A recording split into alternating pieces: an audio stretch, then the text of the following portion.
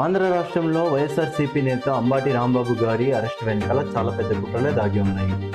ఎందుకు చెప్తున్నానంటే చాలా పెద్ద కుట్రలు అని మనం కరెక్ట్గా గమనించినట్లయితే వైఎస్ఆర్సీపీ నేత అంబాటి రాంబాబు గారు అరెస్ట్ అవ్వక ముందు, వాళ్ళ ఇంటి మీద దాడి జరగక ముందు మనకు ఏదైనా హాట్ ట్రెండ్ టాపిక్ ఉంది అంటే జనసేన ఎమ్మెల్యే అరవ శ్రీధర్ అశ్లీల వీడియోలు ఆ టైంకి బయటపడ్డాయి. రోజుకో వీడియో బయటకు వచ్చింది, పూటకో షో వేశారు, మొత్తం ఆంధ్రాని ఆ వీడియోలు అర్పించాయి ఆంధ్రాలో మొత్తం.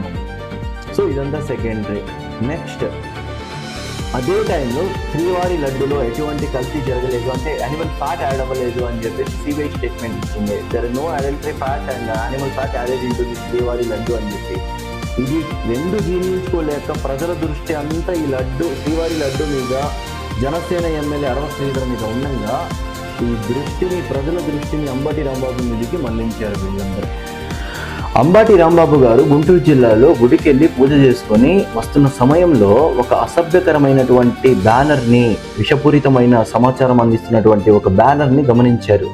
వైఎస్ఆర్సీపీ నేతలు కల్తీ చేశారు, లడ్డూలో కల్తీ జరిగింది, మహాపాపం చేశారు అన్నటువంటి ఒక కంటెంట్ కనిపించింది ఆ బ్యానర్లో. సో అక్కడ ఆగి, పార్టీ నేతగా అక్కడ ఆగి వాళ్ళకు వార్నింగ్ ఇచ్చారు. ఎవరైతే ఈ బ్యానర్ వేశారో వితిన్ 24 hours ఈ బ్యానర్ని రిమూవ్ చేయాలి, లేదంటే నేను మా పార్టీ కార్యకర్తలతో రేపు వచ్చి నేను ఈ బ్యానర్ని రిమూవ్ చేస్తానని చెప్పి వెళ్ళిపోయారు.